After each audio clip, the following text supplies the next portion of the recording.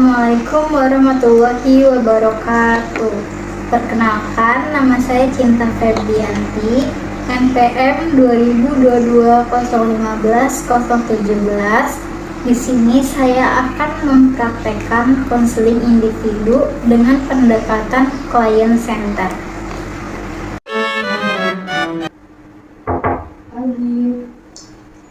Pagi. Selamat masuk, Kak. Terima kasih, Kak.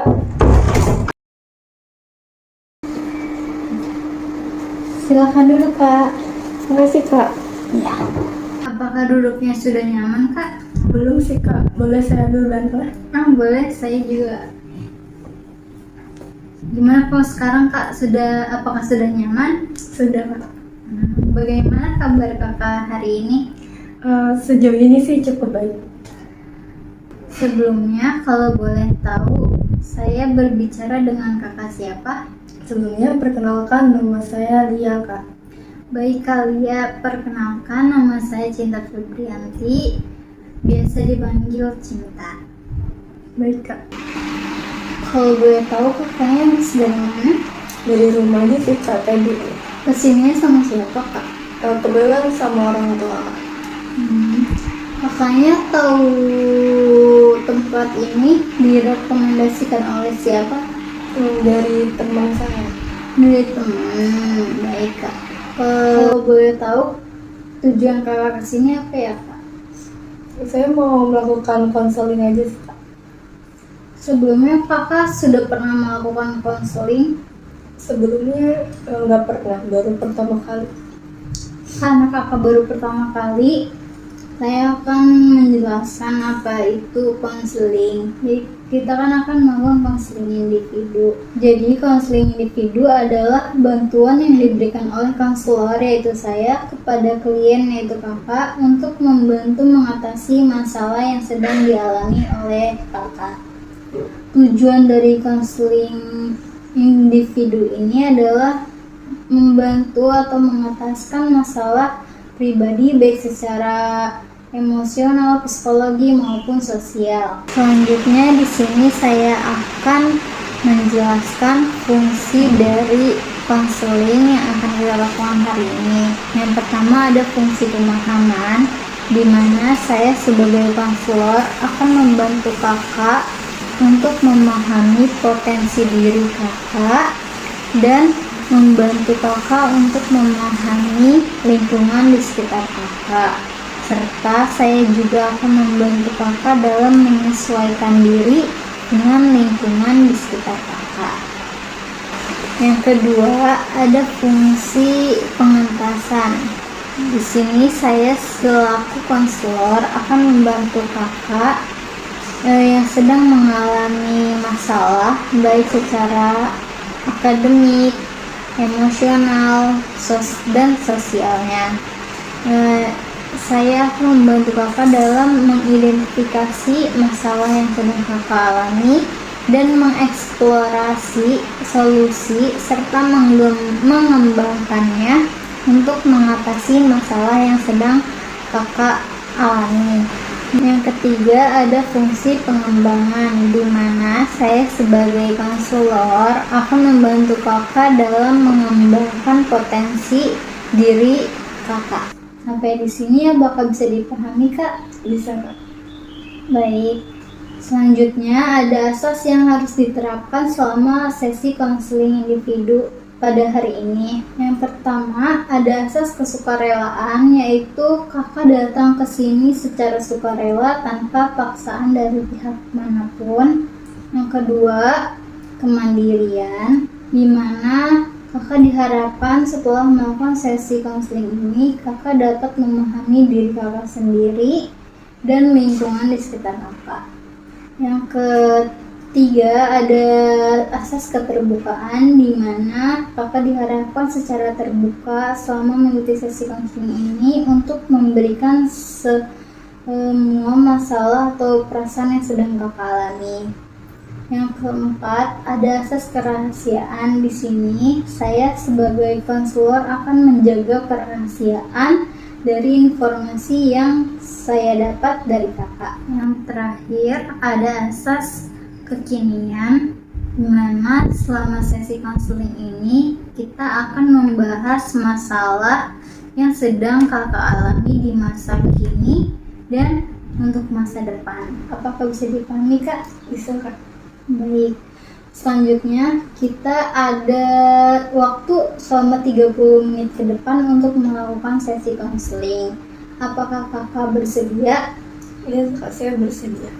Baik, sekarang kakak bisa menceritakan masalah apa yang sedang kakak alami. Baik, Kak, terima kasih sebelumnya. Sebelumnya ini saya mahasiswa aktif di universitas, yaitu Universitas Pancasila. Saya ini sekarang menempuh jenjang pendidikan di semester 4. Terus saya itu memiliki kesibukan berorganisasi. Jadi masalah yang saya hadapi ini masalah tentang manajemen waktu antara organisasi dan waktu belajar sih. Baik, jadi kakak ini mahasiswa semester 4 yang aktif di organisasi ya, Kak? Betul. Kalau boleh tahu organisasi apa, Kak? Di kampus saya ngikutin organisasi semacam unit kegiatan mahasiswa. Itu bergerak di bidang kesehatan. Terus saya itu mulainya itu dari semester 1 mau kedua, jadi pertengahan gitu, Kak.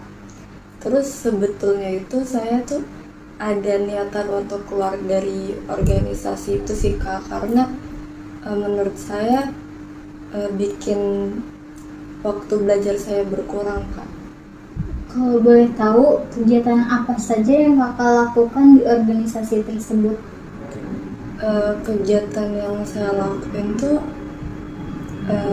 semacam kegiatan pendidikan dan pelatihan untuk masuk organisasi tersebut sih, Kak. Kan dia kan berdiri di bidang kesehatan ya, Kak. Jadi banyak pelatihan-pelatihan, banyak pendidikannya, terutama tentang tim kesehatan, karena di organisasi ini tuh sering digunakan gitu loh, Kak, buat menjadi tim kes di sebuah pertandingan, Kak, atau di lingkungan kampus gitu sih, Kak. Sama ya paling mengurusi program kerja yang berjalan. Banyak sekali ya kegiatan yang kakak lakukan. Kalau boleh tahu bagaimana dengan jadwal kegiatan organisasinya, Kak? Apakah setiap hari melakukan kegiatan atau ada jadwal tertentu dari waktu ke waktu? Hampir setiap hari sih, Kak, karena kan di organisasi saya juga menerapkan sistem piket gitu. Jadi nanti kalau misalnya ada masalah nih, misalnya ada yang kecelakaan di lingkungan kampus, misalnya kayak kesleo atau apa, atau ada orang sakit, itu kita harus melayani mereka gitu di kesekretariatan kita, ngasih obat atau ya ngobatin mereka lah istilahnya gitu, Kak. Dan program piket ini yang udah tadi aku jelasin itu tuh berlaku pas kita udah jadi BPHK. Dan kebetulan di semester 3 itu, seingat aku ya, itu aku udah jadi BPH sih, Kak, dari semester tersebut kayak gitu. Jadi ya kegiatanku juga makin padat dong, karena kan harus ada piket harian, harus ngejalanin piket itu. Terus kebetulan juga aku tuh kebagian di bidang rumah tangga dan inventaris, Kak, dimana aku juga harus selalu mengecek keadaan inventaris di sekretariatan, di gudangnya, atau enggak ya pokoknya keadaan piketnya juga itu bidang 4, kayak ngurus siapa aja yang piket, siapa aja yang nge-piket kayak gitu. Jadi mau gak mau aku harus ada di situ terus sih, Kak, tiap hari, hampir tiap hari sih kayak gitu, Kak. Terus juga buat persiapan prokernya juga membutuhkan waktu yang cukup lama sih Kak, kayak 1 bulanan biasanya. Kalau untuk menjalankan program kerja di organisasi tersebut, apakah ada rapat-rapat yang kakak ikuti? Iya Kak, itu biasanya seminggu 2 sampai 3 kali. Nanti kakaknya hebat sekali ya, sangat aktif dan terdengar memiliki banyak tanggung jawab. Lalu bagaimana dengan belajar kakak? Apakah kakak merasa terganggu oleh kegiatan organisasi? Sebetulnya merasa sih Kak, karena kan tadi jadwalnya padat banget ya Kak, biasanya hampir tiap hari, terus kalau misalnya harus nyiapin proker juga seminggu tuh bisa 3 kali dalam waktu 1 bulan. Itu sih yang bikin saya pengen keluar dari organisasi tersebut, karena emang merasa waktunya tuh padat banget. Jadi waktu saya buat belajar, ngerjain tugas atau mengerjakan tugas kelompok tuh terbatas. Jadi mulai sekarang itu saya merasa kegiatan belajar saya tuh jadi terganggu sih Kak, karena padatan jadwal itu. Terus saya juga ngerasa tuh nilai saya turun drastis dari semester 1 sampai semester sekarang. Baik, kalau yang saya dengar dari cerita kakak ini mahasiswa yang sangat aktif dan bertanggung jawab sekali di organisasi tersebut. Tetapi kakak juga mengalami masalah di nilai akademik ya Kak, mengalami penurunan nilai. Apakah seperti itu? Iya Kak, betul. Saya merasakan penurunan nilai akademik yang cukup drastis sih Kak. Dari semester 1 sebelum saya memasuki organisasi tersebut sampai saya memasukinya itu kayak beda aja gitu nilai saya. Turunnya lumayan drastis. Jadi saya cukup bingung sih harus gimana biar nilai saya tuh meningkat lagi seperti sebelumnya Kak. Kalau boleh tahu, sejak kapan kakak merasakan nilai kakak ini menurun? Saya merasakan penurunan nilai yang drastis tuh dari semester 3 sih Kak, karena itu kegiatannya juga emang udah cukup padat di semester 3. Baik, apakah kakak sudah pernah untuk mencoba membagi waktu antara waktu belajar dengan waktu kegiatan di organisasi? Untuk saat ini sih belum Kak, karena saya masih memprioritaskan kegiatan di organisasi ditimbang saya memprioritaskan waktu untuk belajar. Menurut kakak, apa tantangan terbesar dalam membagi waktu antara waktu belajar dengan waktu kegiatan di organisasi? Tantangan terbesar yang saya hadapi itu ini sih Kak, kalau misalnya lagi ada banyak tugas nih, tapi ada rapat juga yang harus dijalankan. Jadi saya lebih memilih untuk ikut rapat daripada ngerjain tugas dulu. Seperti tugas kelompok misalnya, saya sering izin ke kelompok saya biar saya bisa ikut rapat tepat waktu. Karena kebetulan juga saya sering dijadikan sebagai koor divisi Kak. Gitu. Saya paham apa yang kakak rasakan, karena kakak juga pastinya merasa bingung ya, karena memiliki tanggung jawab yang besar di organisasi. Kalau boleh tahu, bagaimana perasaan kakak pada saat harus memilih antara waktu belajar dengan kegiatan organisasi Kak? Sejujurnya saya cukup stres sih Kak.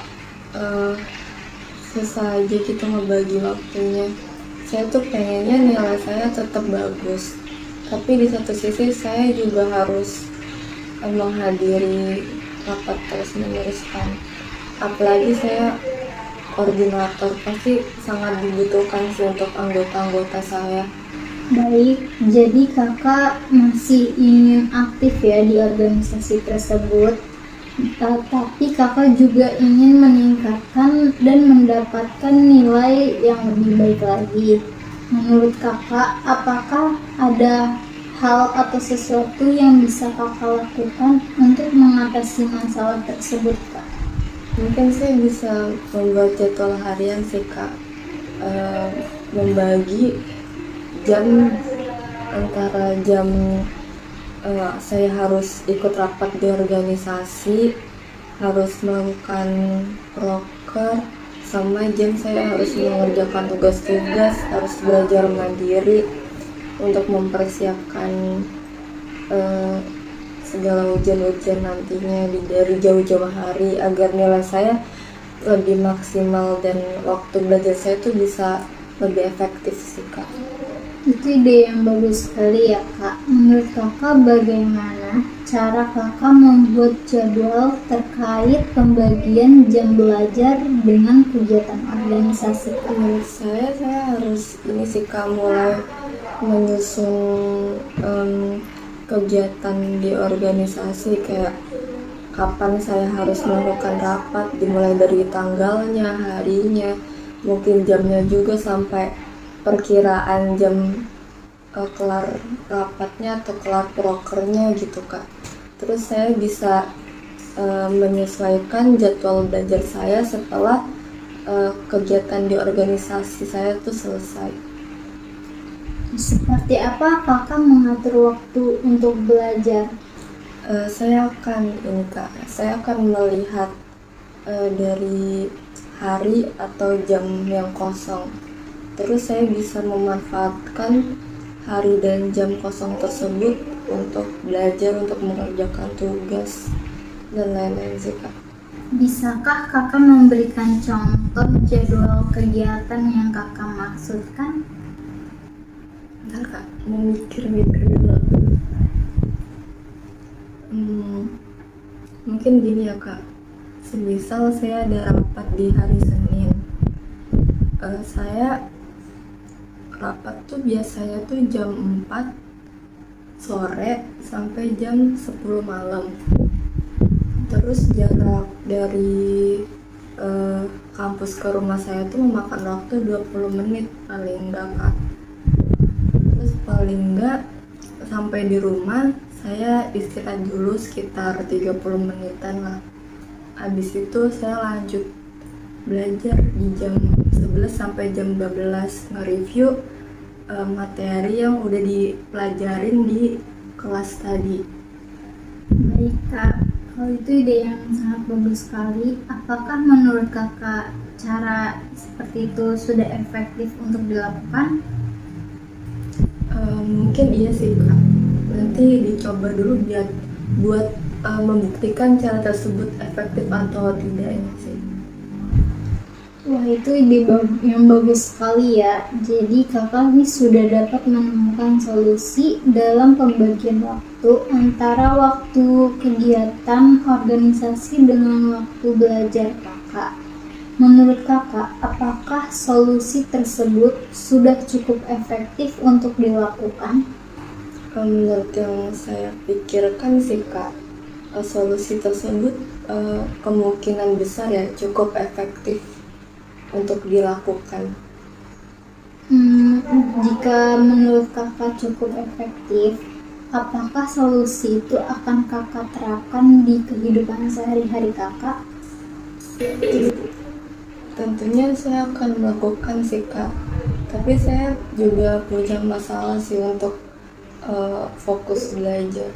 Baik Kak, untuk masalah sulit fokus, kalau boleh tahu hal apa yang menyebabkan Kakak sulit fokus pada saat belajar? Ini sih Kak, masalah saya tentang kesulitan dalam fokus belajar. Saya tuh orangnya gampang ke distract Kak. Misalnya nih, saya tuh gampang ke distract sama terutama HP sih Kak. Jadi kalau misalnya saya lagi belajar, terus ada HP di dekat saya gitu, tuh kan pasti notif kan kedengeran kan ya Kak, kelihatan juga kan biasanya. Nah itu tuh kadang HP notif dari WhatsApp, dari TikTok atau dari Instagram tuh bikin saya ke distract. Jadi saya malah milih buka HP daripada melanjutkan belajar saya sih Kak, gitu. Jadi kakaknya ini lagi belajar terus ke distract oleh handphone ya, dari notifikasi media sosial, terus kakak buka handphone, asik scroll hingga lupa belajar ya kak, seperti itu.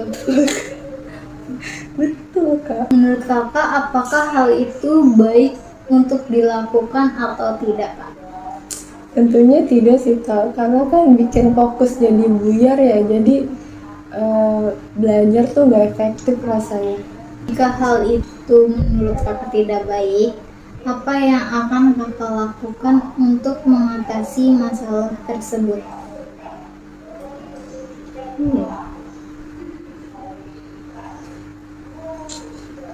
Ini sih kak, saya mungkin mau meninggalkan hal buruk tersebut sih kak, terus lebih fokus lagi saat belajar.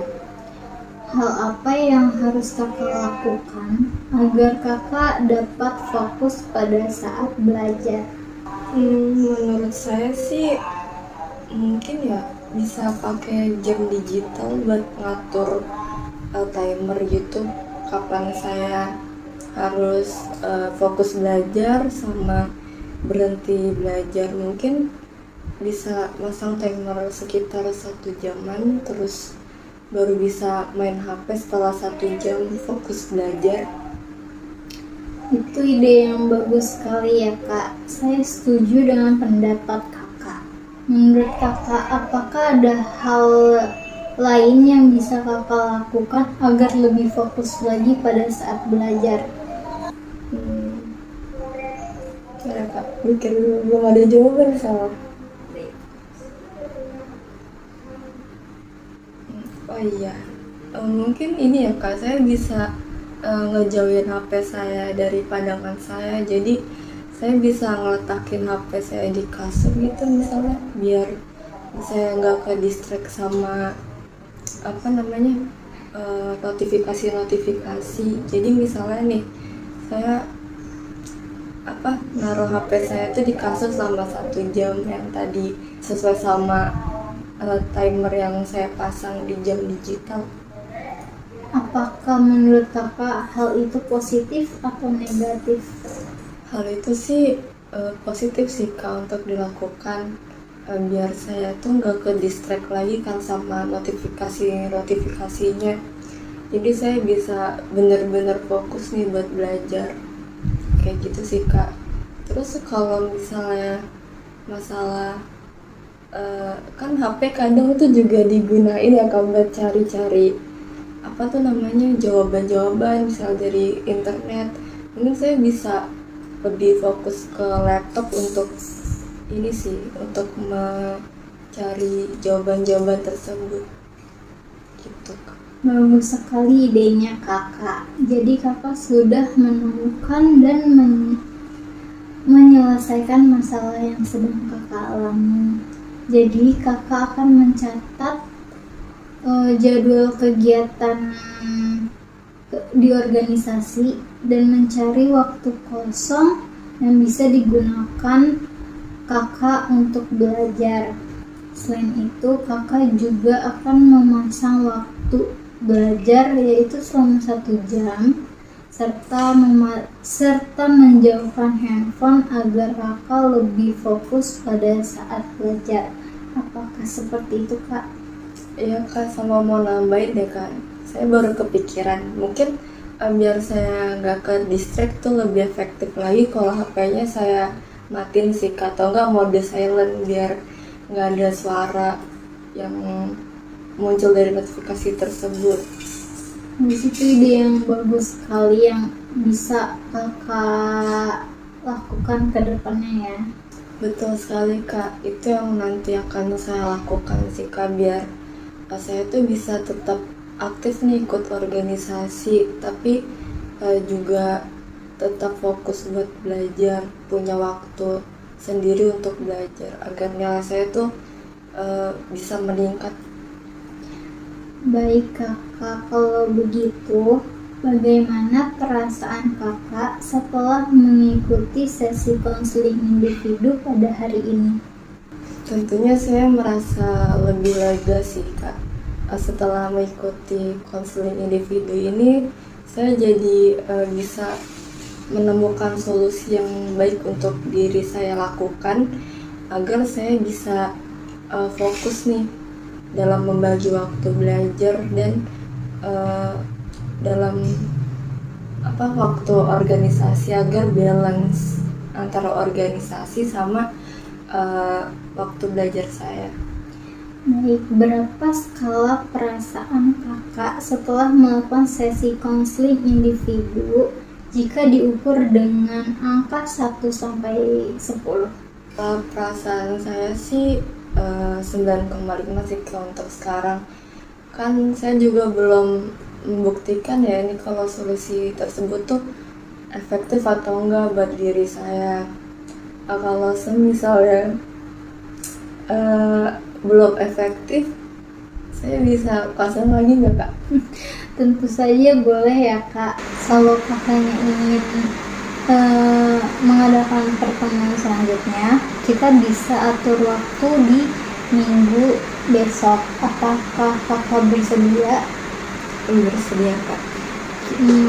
Kira-kira hari apa ya kak menurut kakak? Mungkin hari Minggu ya, jadi nanti seminggu ke depan aku mau coba dulu solusi tadi yang bikin jadwal sesuai waktu organisasi sama waktu belajar gitu nanti.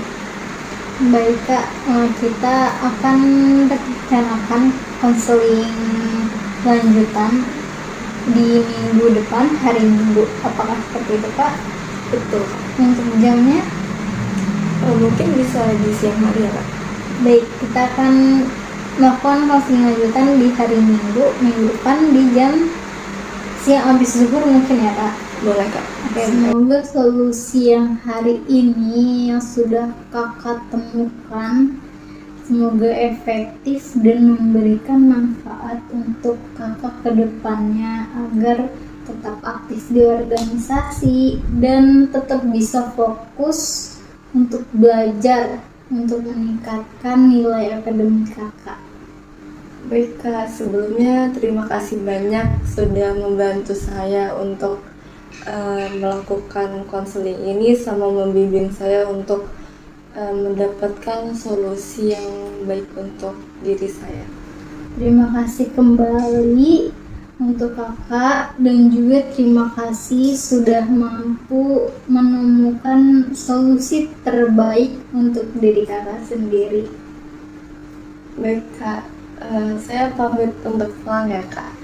Baik kak, mari saya antar ke depan.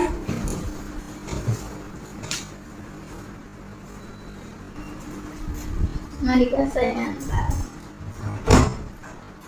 Iya, hati-hati di jalan kak.